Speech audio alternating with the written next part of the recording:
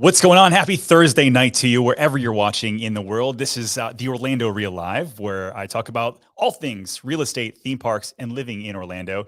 The first thing we do every week when we start off here, and hopefully you guys can actually hear me this week, because last week I had some technical glitches. I think I got them all worked out. But let me know where you guys are watching from in the world today. Are you here somewhere in the US? Are you somewhere in Orlando? Where are you guys watching from today? The reason I asked this question is, A, I want to get people talking, find out where everybody's coming from, but then also it helps us curate our content. Who's watching, where they're watching from, and what's important to you. So as I go through the stories today about this real estate and theme parks and everything what's going on here in Orlando with restaurants and all that good stuff, let me know your comments down below as well, because it definitely helps. If you're thinking a question, someone else is thinking about the question. I promise you that. It's tried out time and time again. So what's going on from Howell, Michigan? I hear that it's a little wintry up there. This week was kind of cold in Orlando. I feel like I had a bunch of friends in for Christmas and they were all like, hey, I thought you lived in the warm climates. And thank God it finally kept going back up, which is good. Today was nice and 80 degrees, which I love very much so. What's up, DCL? Dan from Hunters Creek, right down the road. Good to see you. Hello from Orlando, also from Orlando. That's awesome to see you. What's going on, Scott? Good to see you from Tuscan, Arizona. What's going on, NYC? Hope to see you soon down here in Orlando.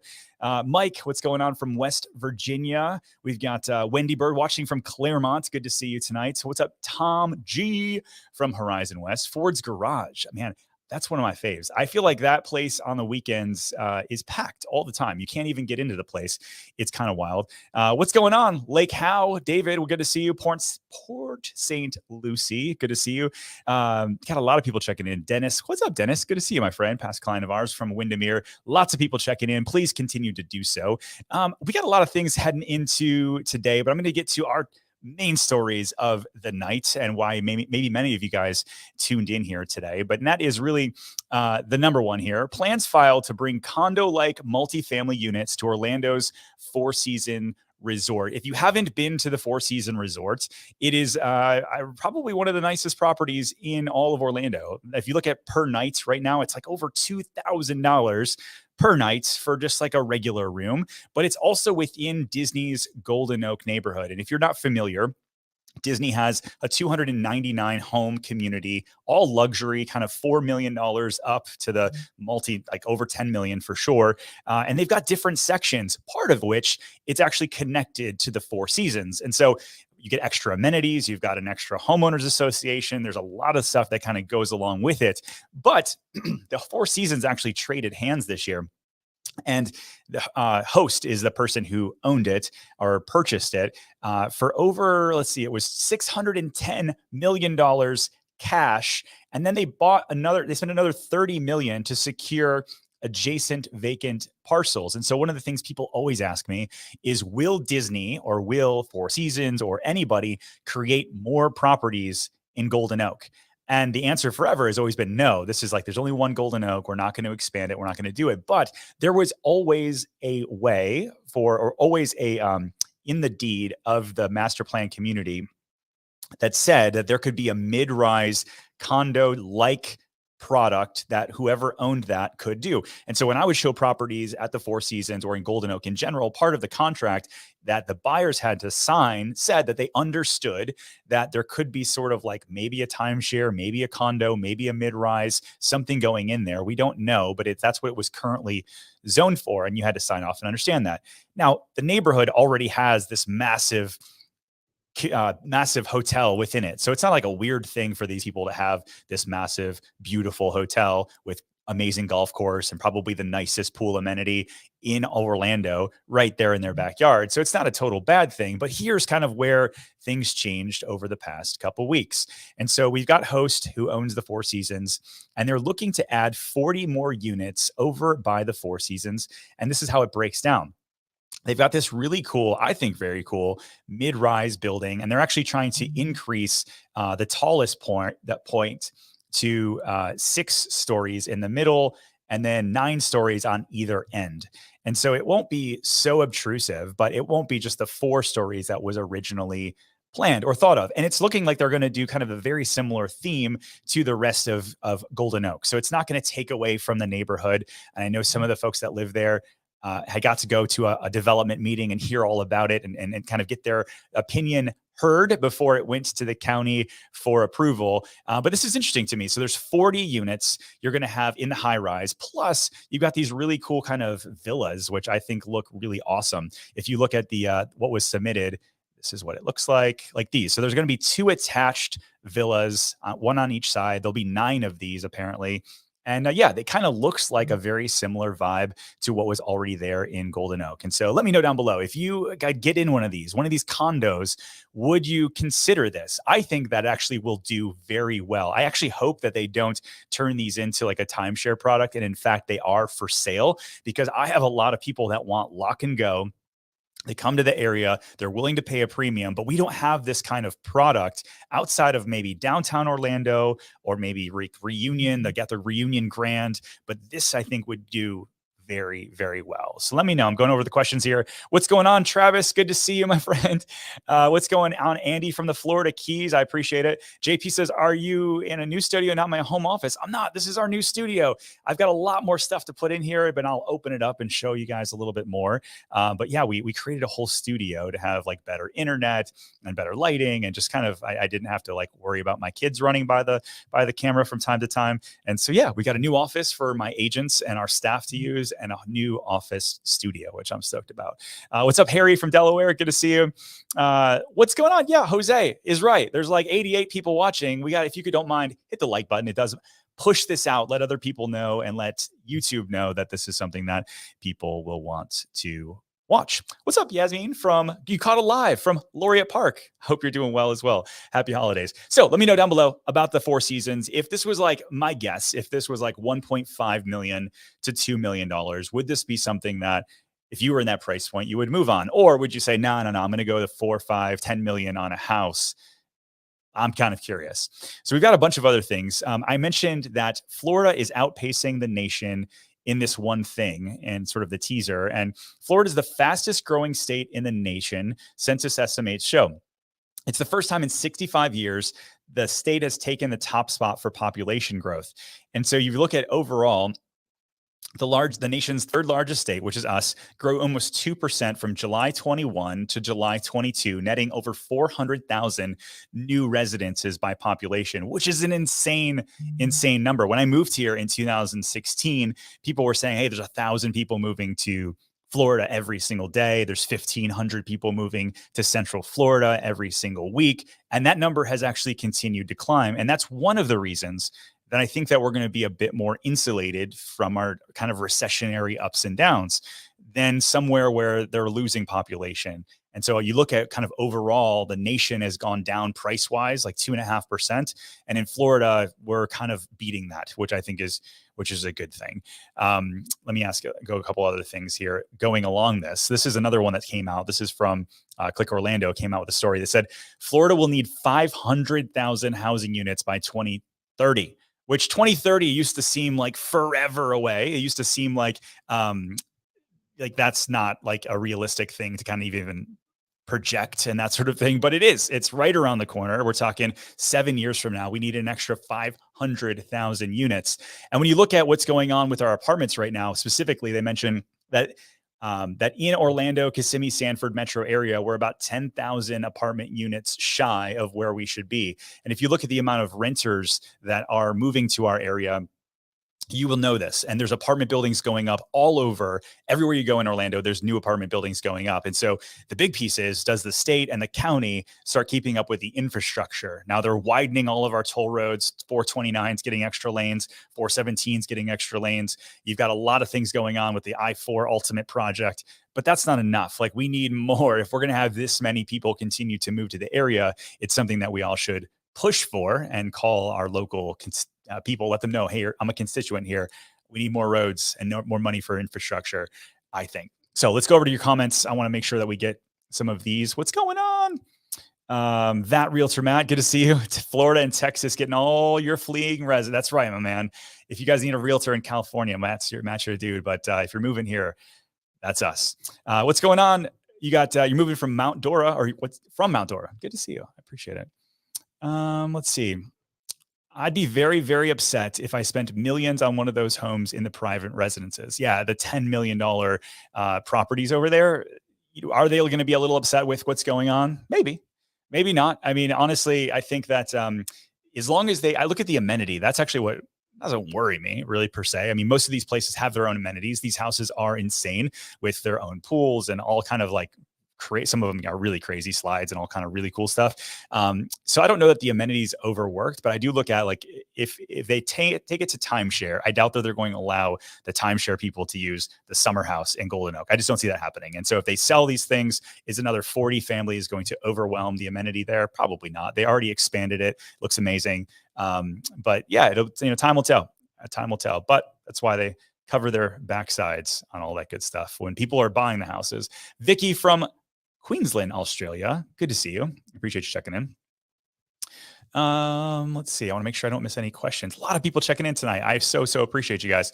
All right. So do I think I-4 is worse than US 23 in Michigan? Between we debate my husband all the time. I think I-4 is probably one of the worst. And it's not the worst all over, but it is in pockets over by the theme parks for sure. I love the whole new toll road up the middle. Like I use that all the time and getting from like the Windermere area or Dr. Phillips area all the way up to Lake Mary has made my life significantly better. But I don't think 23 is even close to I-4. So let your husband know. Oh man. All right, let's keep going over here on some different stuff. Here's an interesting one. So people talk about the market crashing. They talk about everything else going on. And this is an interesting one to me. So new home sales, so new construction home sales rise 5.8 in November, but dip in the Northeast and the South. And so it doesn't really go into what the South actually is. But seeing 5.8, almost 6% increase shocked a lot of people. But most of the people are thinking that this is due to a few different reasons. One, there's 62% of all builders in America are now offering some sort of incentive to buyers to come along. And I actually have a video coming out on Tuesday all about incentives and how to take advantage of them and what builders are doing. But just kind of run it down really quick.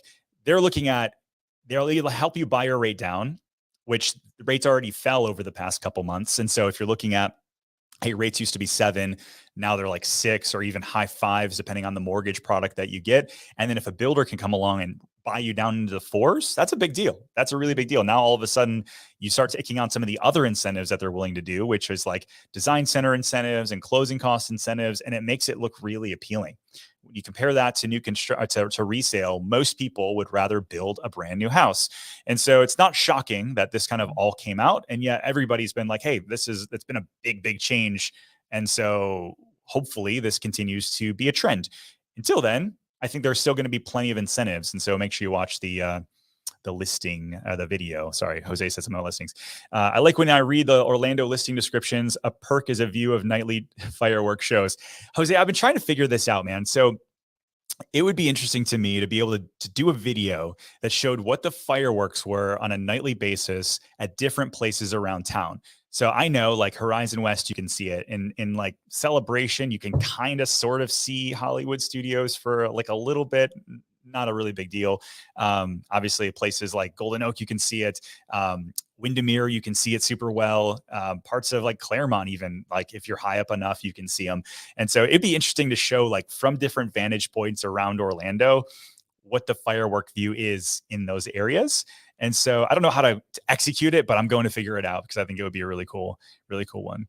Matthew says, over 100 people watching. Please smash the thumbs up. I so appreciate it. This means a lot, man. Thank you guys so much.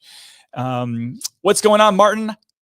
From Winter Garden, neighbor of mine. God bless you as well. I appreciate you checking in.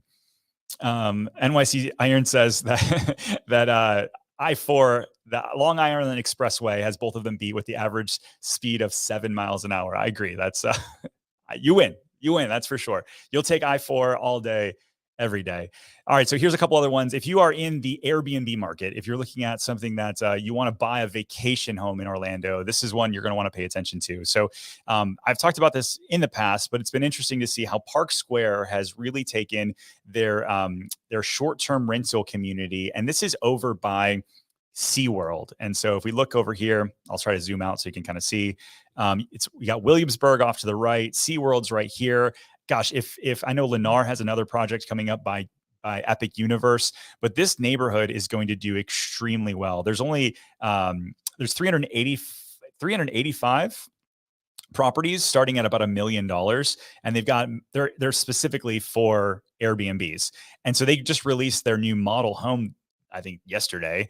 We're actually going to go over there and try to get a video in, but they have it themed out like a true Airbnb. You've got the Star Wars theming and Jurassic Park theming and a lot of really, really cool stuff, over the top sort of finishes that you would expect in a really cool Airbnb at this price point. But I think the location alone, quite honestly, is going to sell these things, because if you have an Airbnb, what's the perk for an Airbnb is being close to the parks. And so if you're down in Davenport or Haines City or some of these really far away places, you're not going to want to do that. And so I think the demand here, 400 is not even enough. It sounds like they already sold 74 on pre-sale, and they had to put a $50,000 deposit just to get in. And this has been a project that's been going on and on. And so it'll be interesting to see that whole Williamsburg area. If someone's watching from the county or you're a developer, I think Williamsburg is actually prime for this kind of stuff, because as Epic Universe comes along and Disney's like only 15 minutes away, heck, Disney's cast member housing used to be right down the street from here. And so it's really quite close. If somebody could help redevelop Williamsburg into more of an Airbnb community, I think that would do really, really well. There's has to be some zoning changes because most of that area doesn't allow it. But I think this could be a win. So let me know. Let me think about this community, this area. I think it's a big deal. Brandon says we can hear fireworks in Waterside off Marsh Road in Winter Garden. It's pretty loud. We can't go to bed before 9:30. So we're even closer than you are to them. And it's like, I remember the first night when we moved into our house, and my wife was like, we're putting stuff in our bathroom, in our primary bathroom, and we're putting stuff under the vanity. And it was like boom, boom. And I thought somebody had gotten in a car accident outside our house, or like gunshots were going off. It was so loud in our house. We didn't know what was going on. And then we looked up out our window and you could see fireworks. So I'm like, oh, okay, that makes up for it. Now it's an amenity. Right now it's amenity, not an obsolescence, or it's not something that's going to harm us. But I think that I need to let people know a little bit more than that, because I had never been to the house or in that area while fireworks were going off to hear how loud it actually got, because I've been over by your house before and it's loud. You can definitely hear it, but this sounds like it's in your backyard, because it is. All right, Big Orange says, heading down from Chicago at the end of January, $69 flight on Southwest. Hope they're running it. Hope they're running better by now. If you guys didn't hear, so Southwest canceled thousands of flights and people were displaced all over the country. And today they started running different sales that were really great. So Big Orange, you're not the only one coming our way on a really cheap flight. I've got a friend of mine that's going to Ireland for like $180 on, or maybe Southwest, but they were running a big sale. It's kind of interesting to see. What's going on from Horizon West? Good to see you. Toby, this is a great question. I get often asked, what area has the best public and private schools? So this is a question that, like, legally I can't answer as a real estate agent, but what I can do is give you guys some different ideas of where to look. So greatschools.org is one of them. I mentioned this in our last live, because every school is a little bit different, and the way that the state licensing works, I'm not allowed to like steer you one way or the other. Or like maybe your kid needs special needs and I say, oh, this place is great, but then you find out that they don't offer a special needs program. I'm just not allowed to steer that way. But there's plenty of different options for both public and private. Some amazing schools in Orlando all over. So yeah, definitely can point you in the right direction if you reach out. Lifestyle, driving on 528, watching the show, The Beach Line. Hopefully you're headed to the beach, because tomorrow, at least, it's going to be quite beautiful. All right, let's keep going on our stories for tonight. This is an interesting one. Orlando's only Open Table 2022 Top 100 Restaurant shares recipe for success, brought to us by the Orlando Business Journal. So Raglan Road over in Disney Springs was the only one to make the top 100 list. And I've loved this place. And one of the things, it's funny because down below, they start talking about, with the executive chef, Mark O'Neill, asking some questions, and they say, what's one of their people's favorites? And it's their braised beef. It's one of my favorites. But the fact that they bring in people from all over the world, they've got people like actual furniture from Dublin. They've got a really cool clientele, obviously coming from all over the world anyways. And so they cater to that. And the fact that this made the top 100 list out of all restaurants in Orlando, or not, sorry, all restaurants in the country, is a big deal. And let me know down below, if you're you're going to Disney Springs, are you beelining for Raglan Road, or are you looking at somewhere else? Because it's probably on a rotation once a quarter, like maybe twice a year. Top 100 is pretty awesome. I think they're probably going to get a ton of traffic because of it, but it's not something that I'm like, I got to go there every day. But yeah, let me know down below. You're at Disney Springs. What are you beelining for in regards to food, let me know. So just saw that Super Nintendo World is opening in California. Any updates here and with the build out in on Epic? So JP, super good question. I was actually going to wait a little bit longer into the show to talk about it, but let's bring it up now because you mentioned it, and that's what we're going to talk about. So this is an interesting one from Orlando Park Stop. So they've been going through the park's central hub and trying to figure out what all of the different things are. Now, Universal came back out last month in their earnings call and said, "Hey, we believe that 2025 we are like right on track to be able to take advantage of the theme park season in 25." But they really weren't releasing too much information beyond that of like exactly what's going to be in Epic Universe, and something that I'm super excited at. But if you look over at there's a guy on Twitter. I'll follow it up before the end of the show. He does these flyovers in his helicopter, and he kind of looks at everything, what's going on. So based on that, based on filings with the county, you had the Orlando Park Stop that came up with their idea of what they think is going to go on at Epic Universe. And here's where they came up with. So Mario Kart Dark Ride. This is one that I was super excited about. Donkey Kong Coaster. You've got Yoshi's Family Ride, Toad's Cafe Quick Service. You got the food court, rumored flat ride, central hub back here. You're going to have a hotel inside of Epic Universe, which I think is absolutely needed, especially with the location of this so far away. But then you've got the future expansion over here as well, which is actually very exciting to me. The fact that they're not just going to like, hey, it's done. It's open and it's done. They're going to continue to be able to expand. And then you've got the Wizarding World back in the back. I so hope that the Ministry of Magic Dark Ride actually comes to fruition, because that to me is something I would be massively excited about. So let me know down below. Are you spending more time in Universal or Disney, especially the holidays? If you visited us, I want to know if you're kind of leaning more Universal lately, or if you're a little bit more Disney. There's been some interesting things coming out, both Disney parks, Disneyland, Disney World, and sort of the beefed up security. There's been a bunch of stories. I didn't pull them up for tonight, but looking at how many fights are breaking out, looking at how the holiday season brought out kind of the best and the worst. They actually updated their whole, we're in a magical place. Try to add magic instead of detracting from it. It's interesting to me. I mean, I know people are a little wound up if they're spending so much money visiting this place, and I love it so much. I love Disney, but man, when they pack so many people in and tensions are high, and there's a 2-hour wait for teacup ride, like I could understand getting a little upset.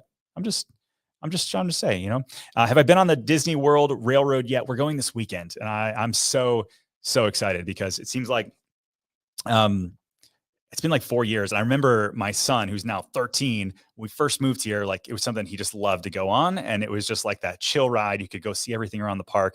To be able to see it, go through Tron, I'm stoked about. Eric says, if he's at Disney Springs, what's up, my dude, Eric? If he's at Disney Springs, he's checking out the boathouse. And I have to agree, man. That's one of my favorites. Beelining to Gideon's Cookies at Disney Springs. So DCL Dan, I need to know, have you been to the original location? Because if you haven't, you're missing out. That we had at our team holiday party, and I ordered 60 boxes of cookies from Gideon's for everybody to take as a door prize. And I got to walk up, grab my stuff, and leave, because over in the Winter Park Audubon Park area, the original location, it's actually my favorite. Now the theming of the Disney Springs one is, obviously better. Is Golden Oak really worth it? Which other residential communities have similar things to offer? So is Golden Oak worth it? I mean, it's what you're buying one of 300, or potentially one of 339 eventually, if the 40 units go through. But either way, you're buying something that's very limited with kind of amazing access. And if you're a huge Disney fan, you're kind of around other people that are also like you, affluent Disney fans. You're super close to the parks. You're inside of Disney property, kind of. And so it's an amazing experience to own there. And I've helped a bunch of clients move there. So yeah, are there other similar types of homes and other really high amenity neighborhoods that we have here? Yeah, of course.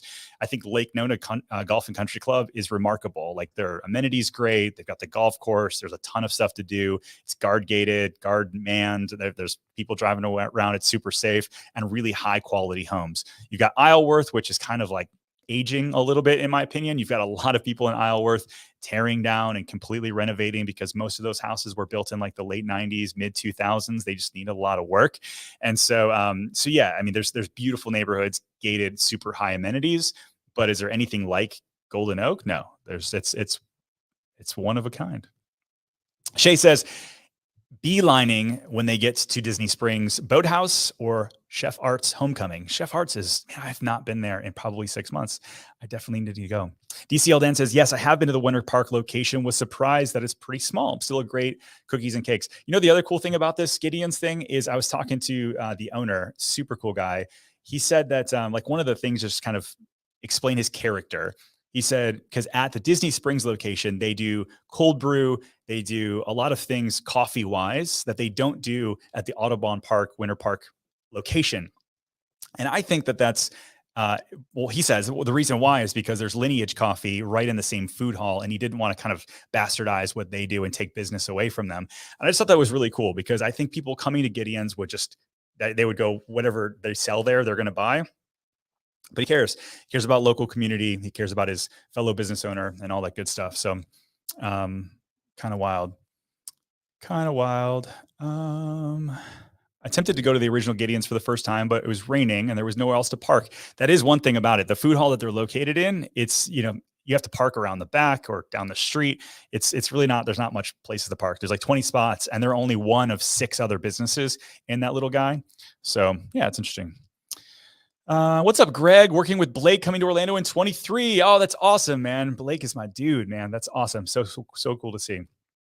Thanks for checking in. Kellen says, any Sunbridge updates? Yeah, I mean, so I did a video talking about the kind of the things I'm most excited about in the future, the 4 developments I'm most excited about. If you want to see some drone shots of the marina, if you want to see what Westland Park looks like and some of the other ones, as like 3 or 4 videos I did ago, we released that and I'm excited. So Sunbridge, Westland Park is getting built out very quickly, and the next phases are coming along really, really well, and they're selling well. So I think the fact that once Narcoosee is maybe expanded and Osceola Parkway is finished in the next 2 or 3 years, it's going to be a really great area. I think Sunbridge is going to pop faster than it already has.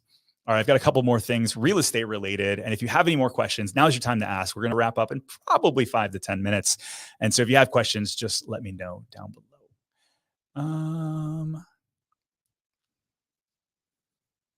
All right, cool. I want to go over to real estate at this point. So this is something I do typically at the end of our show. And since we're kind of wrapping up in a little bit, I thought I would do this now. So this is our market watch for Orlando real estate. And this is something that I show because it really is a good one. You can go back show after show. And at the end of every one of them, I mention this. So this is actually the 7-day rolling average of the 5 county areas being Orange, Osceola, Seminole Lake, and Polk of what's going on in Orlando. And this is the lowest number that I've seen of new listings in at least 6 months.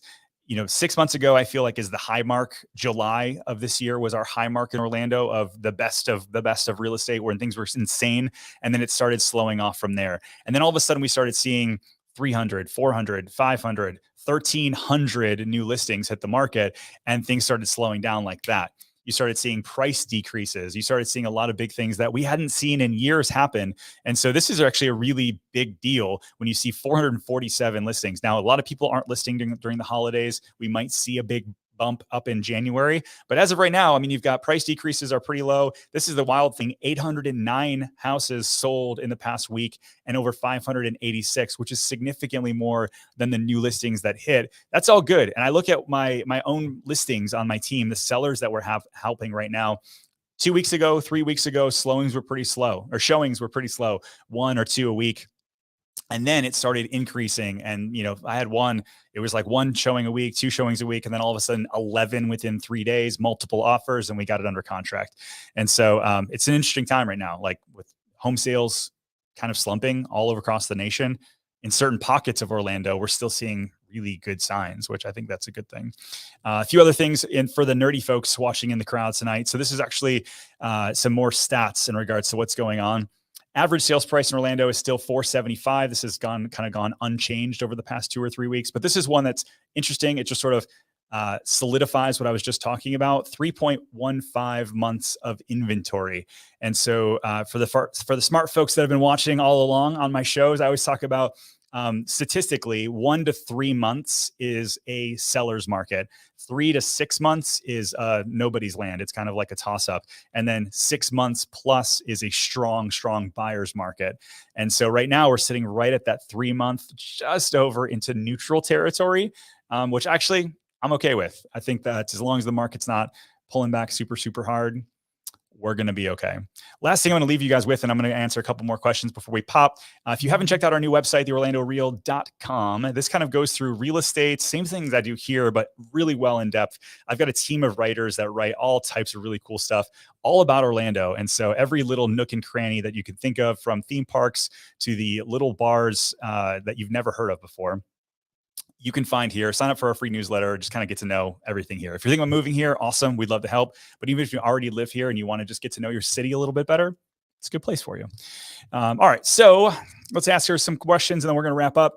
Kim says, what are my thoughts on Webb Oasis? I think that it's a premium. I was talking to somebody earlier this week who called us to buy a place. He said, what's the difference between Four Seasons, not Four Seasons like the big hotel and multi-million-dollar houses, but the Four Seasons by Kay Hovnanian in Kissimmee? What's the difference between that, which is a 55 and older community? It's also gated, yoga instructor, great amenity. But what's the difference between that and Webb Oasis? I think the difference really is you've got a better address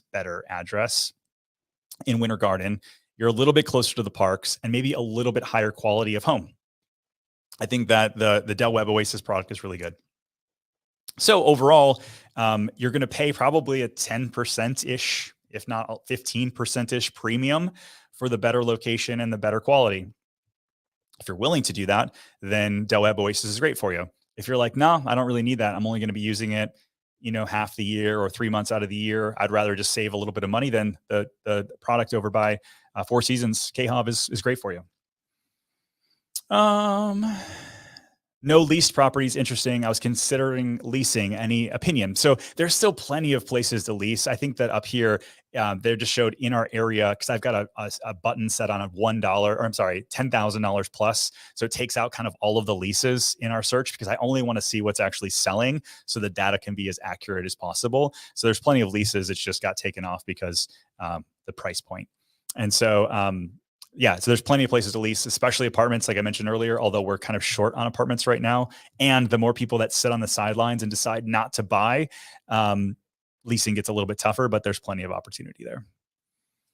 Oh, this is a good one. So somebody mentioned, hey, from Novi, Michigan. Good to see you. My old hometown. Well, I'll be doing a top jobs in Orlando that are in high demand like I did before. I did that, like 2 years ago. And I thought that was a really good video, well received. And I'm going to be doing that here actually in the next few weeks. I think it's in 3 weeks we have that video coming out. I went through who's hiring, what the job prospects look like, what the kind of industries look like, from hospitality to aviation to defense to construction to all of these kind of different things where I see opportunity if you're there. Like one of the ones, no spoiler here, is I still think we need a lot more trades in Orlando. So if you're an electrician, a plumber, a framer, a roofer, whatever, tile guy, tile gal, we need you. And so I think that is a really great opportunity. But yeah, thanks for the comment.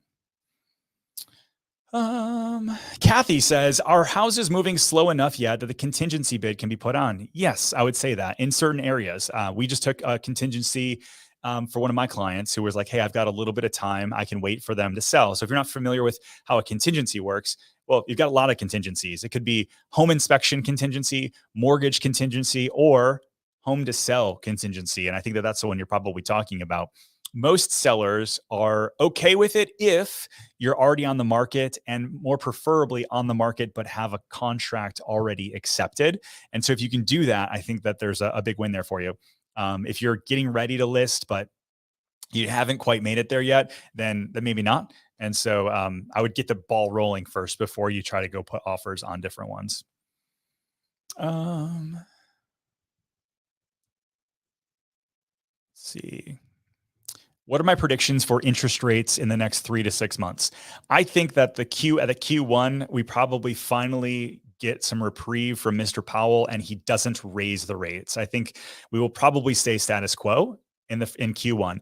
By Q2 or Q3, I'm hoping that rates come down a little bit, depending on inflation, and depends on how all of that goes. If you look at the Mortgage Brokers Association, and they do a lot of intel and a lot of research because that's their job about interest rates, they are predicting that we're going to see kind of a Q3, Q4 more reprieve in interest rates. And now there's no guess on where that's going to be, but my hope is that we settle down into the low fives. If we can get back into the low fives, I think it's gangbusters again. I think people are back in the market and they'll continue to move forward. But that's really the caveat. When you look at job growth and you look at average salaries and average cost of a home in the entire country, we need to be in that like high fours, low fives to kind of keep things moving forward. That's why if you're working with like even sellers, like new construction sellers, they're willing to buy down your rate. But even like a normal seller, if you're like, hey, I've got my closing costs and down payment, but it'd be cool to get a lower rate so I can get a lower monthly payment, ask your seller for some different funds. I think it's a great idea. Um, OO lifestyle. Yeah. Do I know if there's any plans to build a mega mall? I recall pandemic halted that. Yeah. Not only did it halt it, but I believe they actually filed bankruptcy on that lot. That was off of iDrive, where it was supposed to be this like Dubai style crazy mega mall. And from what I read on Twitter and a bunch of other places, different filings, they filed bankruptcy on the property. And so we're going to see kind of what happens with that. Last question, and I'm going to wrap up. What's my opinion on Oakland Park? Decent value or overpriced? So I just closed on a house literally yesterday in Oakland Park for some clients moving from the Boston area. And honestly, I think it's a great value, especially for the quality. You got David Weekley's there. You've got not Jones Homes, J&J Construction, which is more on the custom side there. And so for the location to downtown Winter Garden, there's really nothing else that gives you that lifestyle with kind of everything else in the neighborhood. So I think it's great. I think it's appropriately priced for what's there. It feels very much like Celebration, if you've ever seen Celebration, or even Baldwin Park. Very, very similar vibes because David Weekley kind of built a lot of these houses, so they all have a very similar look. But you've got mature trees, and it kind of feels like the neighborhood's been there for a long time, which is so rare in Central Florida to have a new neighborhood that also feels old. Most of it's just, no trees, no anything for infrastructure. So it's hard to put a price on that. But that's it for tonight. Again, if you're still watching, 145 of you, give me the thumbs up if you don't mind wrapping up. And if you haven't subscribed, you made it all through this video and you haven't subscribed to our channel, please put it out, because we're putting out new content every single week, every Tuesday, every Thursday. I so appreciate you spending some time with me on Thursday, and I hope you have an amazing New Year.